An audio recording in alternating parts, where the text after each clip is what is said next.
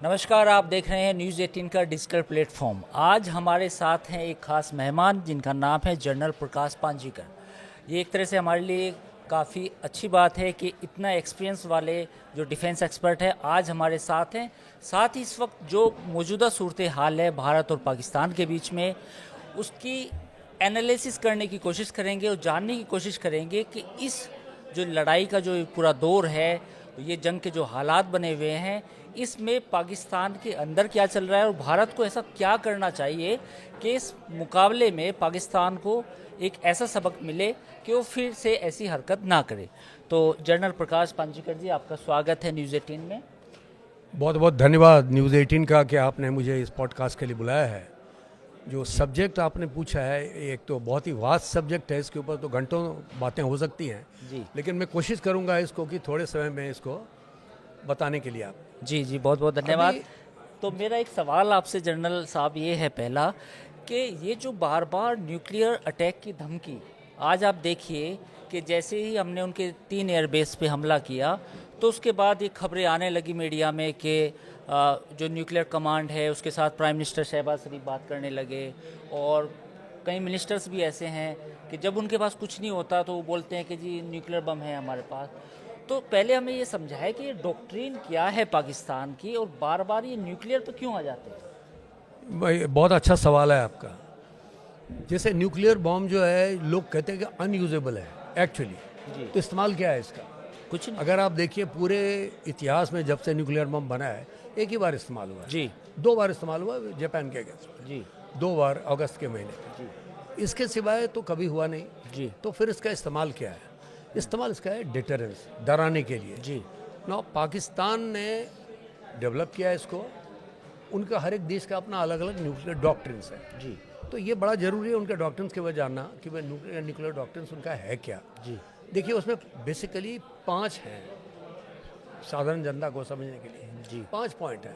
पहला, उन्होंने ये जो हम लोग जैसे हमारा है, हम कहते हैं कि भाई नो फर्स्ट यूज़, जी कि हम किसी भी हालत में जो न्यूक्लियर बॉम्ब है उसका पहले इस्तेमाल नहीं करेंगे। जी ये हमारा बड़ा इन्फेटिक है। पाकिस्तान को ऑन द अदर हैंड क्या है, जी वो नो फर्स्ट यूज़ न तो उन्होंने साइन किया है, जी ना वो उन्होंने ये बोला कि हम फर्स्ट यूज़ नहीं करेंगे जी या करेंगे। तो एम्बिग्विटी छोड़ी हुई है नो फर्स्ट यूज़ में। जी तो उसका कारण जो वो बोलते हैं आपस में उनके डिस्कशन में कि डिटरेंस के लिए लोग हमसे डर जाएं। मैं सोचता हूँ कि शायद उसी के चलते रह रहे कि इनके जो नेता लोग हैं बोलते हैं जी हमारे पास भी न्यूक्लियर बॉम्ब है। वो सोचते हैं कि कोई हमारे पास आ जाए हमको रोकने के लिए। अरे जनरल साहब, मैं यही जानना चाह रहा था कि हम इंडिया में कभी ऐसी बातें नहीं करते आमतौर पे।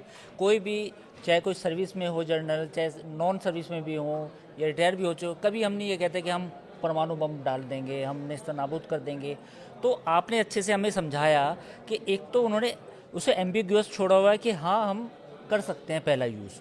और बताइए इसके बारे में। हाँ, अभी देखिए, उनकी फौज हमारे तुलना में तो कमज़ोर है। जी अभी वो क्या करते हैं डराने के लिए, जैसे मैंने बताया कि वो लोग सोचते हैं कि डिटरेंस जो है, जी डिटरेंस कब इस्तेमाल करें।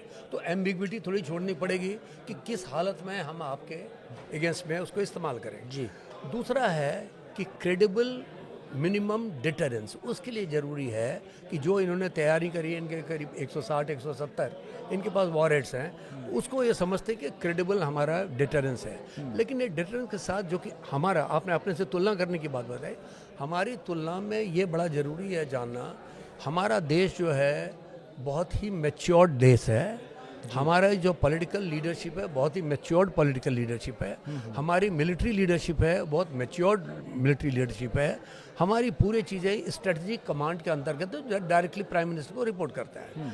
अभी उनकी तरह नहीं है कि कल कोई मिनिस्टर बोल दे कि हम जी बम का इस्तेमाल करेंगे, उनका चीफ कल बोल दे हम बम का इस्तेमाल करेंगे, वो बोल सकते हैं। हमारे यहाँ कभी नहीं बोल सकता, ऐसा कभी नहीं होगा। दूसरी बात ये जो मैंने बताया मिनिमम क्रेडिबल के डिटरेंस है, वो किसके अगेंस्ट में? बेसिकली हमारे अगेंस्ट में कह रहे हैं। जी जी हमारे अगेंस्ट में। जी तीसरी बात जो है कि पाकिस्तान के पास फुल स्पेक्ट्रम ऑफ डिटरेंस नहीं है। कहने का मतलब क्या है कि जैसे हमारे पास जब बोलते हैं या कोई भी कंट्री बोलते हैं कि क्रेडिबल डिटरेंस का मतलब है कि उसको buy from air, from water, from land, तीनों जगह से हमारे पास डिलीवरी सिस्टम होना चाहिए कि हम दुश्मन के ऊपर हम अपना इस्तेमाल कर वॉरहेड डाल सकें। और इतना ही नहीं, हमें चोट लगने के बाद भी हम उससे सेकेंड रिटेलिएशन कर सकें। रिटेलिएटरी कैपेबिलिटी उसको बोलते जी, हैं। तो जहाँ तक हमारा सवाल है, हमें उसमें कोई डाउट नहीं है। लेकिन जहाँ तक पाकिस्तान का मेरा अपना नॉलेज है, दो जो मैं जानता हूँ ये कि लैंड से भेजने के लिए तो हमारे उनके पास है, उनके पास मिसाइल्स हैं। पर हाइपरसोनिक हाइपरसोनिक होना बात है, मिसाइल तो मिसाइल है। हाइपरसोनिक है, कौन सा मिसाइल है, और रेंज के ऊपर डिपेंड करता है। ओके वो भेज सकते हैं। ओके दूसरी चीज़ है एयर। एयर के ऊपर उनका बहुत ही कंफर्म्ड अभी तक नहीं है। वो बोलते हैं जी F-16 है, F-16 मॉडिफाइड है आपका या नहीं, ला सकता है नहीं, इस तरह का ये क्लियर नहीं है किसी को, कम से कम मेरे को तो क्लियर नहीं है। ओके थर्ड है जो कि बाय जो कि पानी से भेजते हैं, यानी कि नेवी की तरफ से, इनके पास न तो इनके पास 8 टोटल सबमरीन है जैसा हम जानते हैं। वो 8 में से 6 सबमरीन के खराब हैं, 2 हैं वो भी डीजल सबमरीन है, वो कोई खास अच्छे सबमरीन है नहीं। और लेकिन सबमरीन होना, उसमें न्यूक्लियर वॉरहेड मैश करके न्यूक्लियर वॉरहेड हमारे पास फेंकने के लिए हो, ये मैं नहीं सोचता हूँ कि उनके पास है। तो इस तरफ से जो कहते हैं कि तीनों जो ट्रायड जो हैं वो उनके पास नहीं है, ये मेरा अपना मानना है। और इसमें आपने जो इम्पोर्टेंट बात कही, रिटेलिएशन कैपेसिटी, यानी कि दोबारा इस्तेमाल करने की ताकत भी होनी चाहिए। एब्सोल्युटली, आपका कहना बिल्कुल सही है। इसीलिए जब पाकिस्तान में हर एक चीज़ के ऊपर बोलते हैं जी हमारे पास न्यूक्लियर बॉम्ब है, अरे भाई आपके पास न्यूक्लियर बॉम्ब है, आप तो एक मारिएगा हमारे ऊपर या 2 मारिएगा, उसके बाद जब हमारा रिटेलिएशन है तो आपकी तो वजूद ही खत्म हो जाएगी। बिल्कुल। ये लोग नहीं समझ रहे हैं, उनको ये समझ में नहीं आ रही है, जो बोलते हैं रोज़ सुबह उठ के बोलते हैं जी हमारे पास न्यूक्लियर बॉम्ब है जी, तो इसलिए हमारी जो मर्जी हम करेंगे जी पिछली बार भी आप जब देखें कि हमारे पार्लियामेंट पे जब हमला हुआ था, जी, जबकि पराक्रम लॉन्च हुआ था, उस समय भी हम लोगों ने कुछ नहीं किया कि जो हमारे साथ एपोलॉजिस्ट हैं, एपोलॉजिस्ट ने बोलना शुरू किया जी उनके पास भी बॉम्ब है, बॉम्ब हमारे ऊपर मार देंगे। लेकिन आज की डेट में जो आपकी लीडरशिप है, they are ready, they know, अगर आपके ऊपर कल वो बोले कि हम ये न्यूक्लियर बॉम्ब मारेंगे तो बोलेंगे ठीक है, एक नहीं तो हम तुम्हारे ऊपर 4 मारेंगे जी। आज की डेट में आपकी जो पॉलिटिकल लीडरशिप है वो बहुत ही मैच्योर्ड है, बहुत ही स्ट्रांग है। They know what they are doing for the country. Matured भी और कैलकुलेशन भी हो रहा है। बिल्कुल सही बात है। क्या हमें लेडर को कहाँ तक लेके जाना है, नहीं जाना है? जी बिल्कुल सही आप कह रहे हो। अच्छा, तो ये एस्केलेशन लैडर पे ये तो लास्ट है जी, इसके बाद तो कुछ बचा नहीं जी। अच्छा, एक चीज़ बताइए, ये अपने दर्शकों को हम समझाना चाहेंगे कि सर वॉर का डिक्लेरेशन तो नहीं हुआ, लेकिन जो हालात है वो तो जंग जैसे हैं, तो इसे आप कैसे डिफाइन करेंगे मिलिट्री लैंग्वेज में? मिलिट्री लैंग्वेज में ये आप देखिए, आपको शायद आप पता नहीं कितने बड़े थे जबकि कारगिल वार हुआ था, आपकी उम्र कम ही होगी। हाँ जी, मेरी कम थी। आप शायद स्कूल में पढ़ रहे होंगे। जी सर। तो कारगिल वार जिस समय हुआ था उस समय भी फॉर्मली वार कहाँ डिक्लेयर किया गया? हमने इतने सारे लोग हमारे जान खोए, इतने सारे लोगों को हमने मारा वहाँ पर जाके, लेकिन वार डिक्लेयर नहीं हुआ था, फॉर्मली डिक्लेयर नहीं हुआ था। ओके। तो आज के डेट में अभी तक तो नहीं हुआ है, लेकिन मुझे कोई डाउट नहीं है कि अगर पाकिस्तान ने डिक्लेयर किया वॉर तो हमारी जो पॉलिटिकल लीडरशिप हो इमीडिएटली डिक्लेयर करेंगे, या वो उस समय डिक्लेयर करेंगे जब उनको लगता है कि बिल्कुल सही है। उसमें हमारे और आपको सोचने की ज़रूरत नहीं होनी चाहिए। यहाँ पर बहुत से ज्ञान देने वाले लोग हैं, रोज़ बोलते हैं आके कि भाई हमें ये कर देना चाहिए, वो कर देना चाहिए, चढ़ जाना चाहिए। ये बात मैं बार बार लोगों को बताऊंगा कि जो हमारी मिलिट्री लीडरशिप है और हमारी पॉलिटिकल लीडरशिप है वो बहुत ही मैच्योर्ड है, इसलिए उनके डिसीजन पे पूरे देश को और हमको और आपको पूरा भरोसा होना चाहिए। जी। अच्छा, मेरा आज सर आपसे सवाल ये है कि यूक्रेन रशिया की जो लड़ाई हुई, उसके बाद फिर हमास, इज़राइल, लेबनान की लड़ाई हुई, फिर ईरान और इज़राइल की लड़ाई हुई, तो ये तमाम लड़ाई का आपने पैटर्न देखा कि कैसे इन सब मुल्कों में लड़ाई हुई। इसके बाद ये जो आज हमारे और पाकिस्तान के बीच में जो ये एक जंग जैसे हालात हैं, चूँकि वार हम इसे फुल फ्लेज वॉर नहीं बोल सकते, इसमें आपको लगता है कि जो कन्वेंशनल वॉर होती थी उससे हट के एक नए तरीके का वॉर देखने को मिल रहा है जिसमें ड्रोन का ज़्यादा इस्तेमाल हो रहा है, तो इसको आप कैसे देखते हैं? नहीं, आपका कहना बिल्कुल सही है, बिल्कुल सही इस मामले में है कि आपको याद होगा कि अपने ही देश में जी, हमारे एक जनरल जिनका नाम लेना मैं नहीं चाहूँगा, जी सर, उन्होंने एक बार बोला आज से करीब 5-6 साल पहले यस सर, कि भाई कन्वेंशनल वॉर नहीं होगा। उन्होंने बोला कन्वेंशनल वॉर नहीं है उसका कि होने वाला है, और अपने आप को इंडियन आर्मी को अलाइन करना चाहिए हमारे जो पैरामिलिट्री फोर्सेस हैं उसकी तरफ। ये रिकॉर्ड पे आप चेक कर सकते हैं। Yes sir. और उसके विद इन फ्यू मंथ्स आपकी लड़ाई होने वाली किसके साथ हुआ था? चीन के साथ, गलवान हुई। अब फिर आपने देखा कि कन्वेंशनल डिप्लॉयमेंट कितनी बड़ी हुई, अभी भी 100% उसको पुल बैक नहीं हुआ है। तो इसलिए कन्वेंशनल वॉर, और उसके बाद हुआ वॉर जो शुरू हुई, जो आपने बताया यूक्रेन और रूस का, लोग सोच रहे थे कि नहीं होगा। आप देखिए कितना बड़ा कन्वेंशनल वॉर पर चला, अभी तक चल रहा है। और दूसरी बात, वहाँ पर भी लोग बात करते रहे न्यूक्लियर वॉरहेड की, वहाँ पर भी बोलते रहे कि जी नाटो उनको सपोर्ट करेगा, लेकिन ऐसा तो कुछ हुआ नहीं। क्योंकि जब आपकी लड़ाई लगती है तो आप अकेले छूट जाते हो। जैसे हम आज के डेट में हैं, हमें अपने ऊपर ही हमको ये सोचना गलत है हमको कोई और मदद करेगा, नहीं करेगा। और कन्वेंशनल वॉर जो सोचते हैं कि नहीं होगा, दे आर एब्सोल्युटली रॉन्ग। लेकिन कन्वेंशनल वॉर का जो डायमेंशन है वो बदल गया है।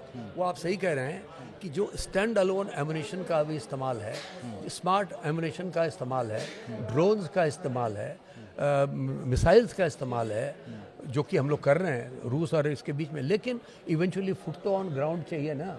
इन्फेंट्री जब तक ग्राउंड पे नहीं जाएगी, ग्राउंड आपका कब्जा तो होगा नहीं ना। यही तो हो रही है वहाँ पे। बिल्कुल बिल्कुल बिल्कुल। तो कन्वेंशनल वॉर के डायमेंशन बदले जरूर हैं। बदले हैं, लेकिन सर का कहना ये है कि ये कन्वेंशनल वॉर के जो फुटप्रिंट्स हैं बेसिकली, वो हमेशा हर जंग में रहते भी हैं, उनका बेसिकली होना भी चाहिए। अच्छा, एक सवाल अब आता है एयर डिफेंस को लेके। इस बार जो भी ये ड्रोन्स अटैक हुए, मिसाइल अटैक हुए, इंडिया का एयर डिफेंस सिस्टम, चाहे उसमें आकाश हो या S-400 हो, वो काफ़ी उसने अच्छा प्रदर्शन भी किया है। इवन कुछ लोग तारीफ़ यहाँ तक कर रहे हैं कि जो इजराइल का आयरन डोम था, we are at par with the iron dome और डेविड।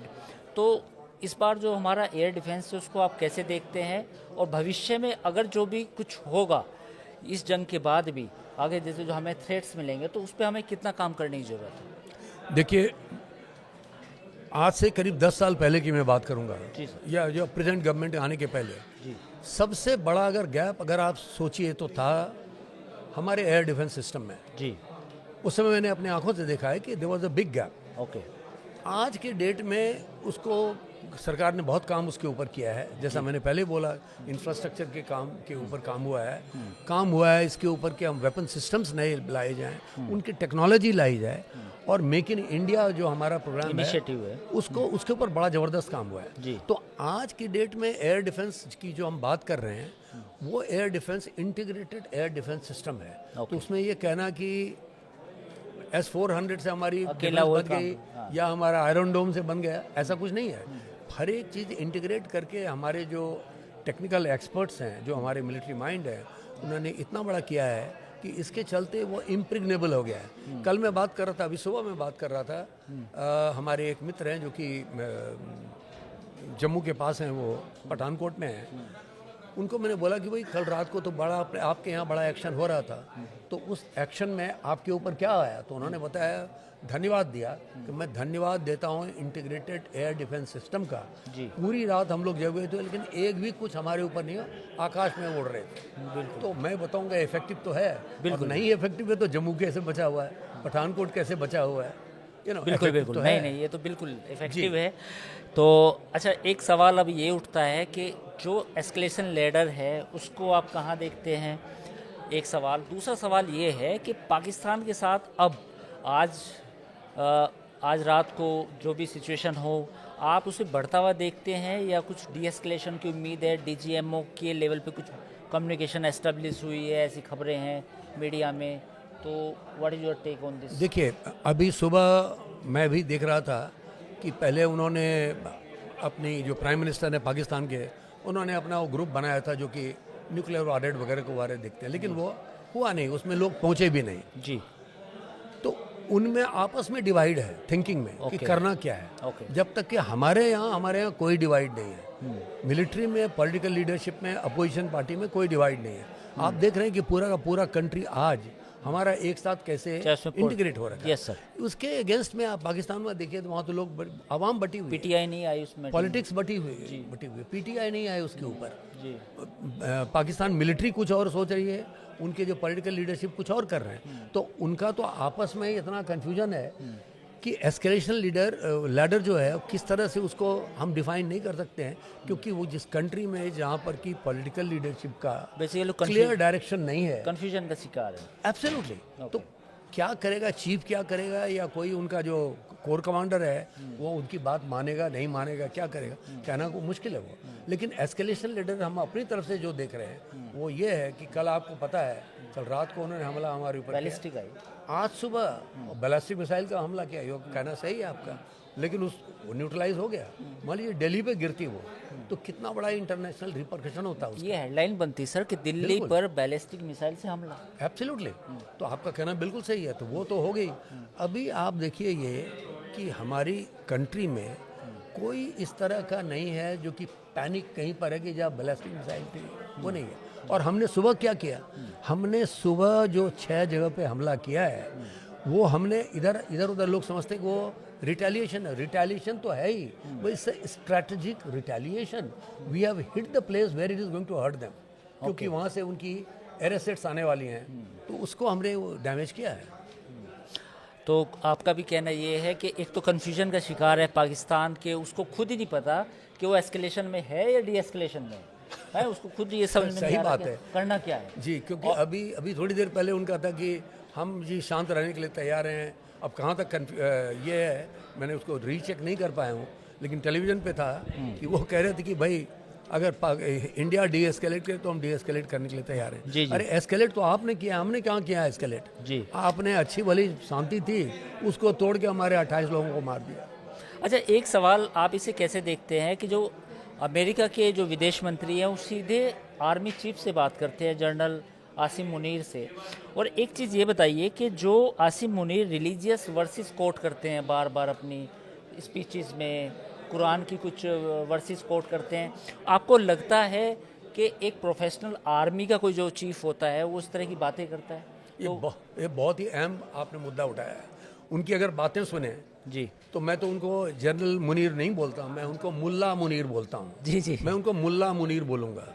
मुल्ला मुनीर क्यों बोलूँगा कि उनके बारे में जो पता लगा है कि वो किसी मुल्ले के लड़के हैं हाफिज और बढ़ के यहाँ पे आ गए, इतने बड़े चीफ बन गए। चीफ बनने के बाद प्रोफेशनल आर्मी का ये बात करने का ढंग नहीं है। जो उन्होंने बात किया था 22 अप्रैल के अटैक के पहले जो उन्होंने बात किया था, वो प्रोवोकेशन है।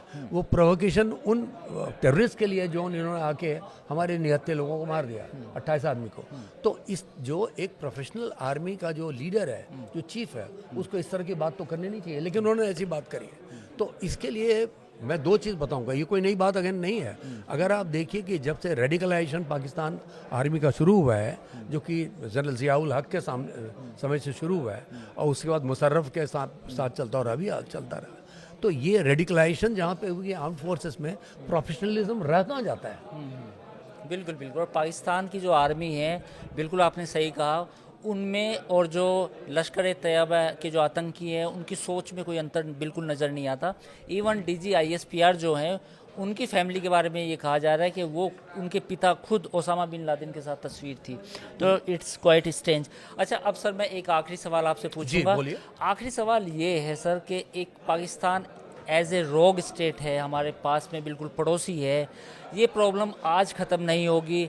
अगर ये जंग जैसे हालात रुक भी जाते हैं, कोई एक एग्रीमेंट हो भी जाता है कि एस्केलेशन ना हो, लेकिन ये समस्या 6 महीने बाद, 1 साल बाद, 2 साल बाद फिर आएगी, न्यूक्लियर की धमकी फिर दी जाएगी।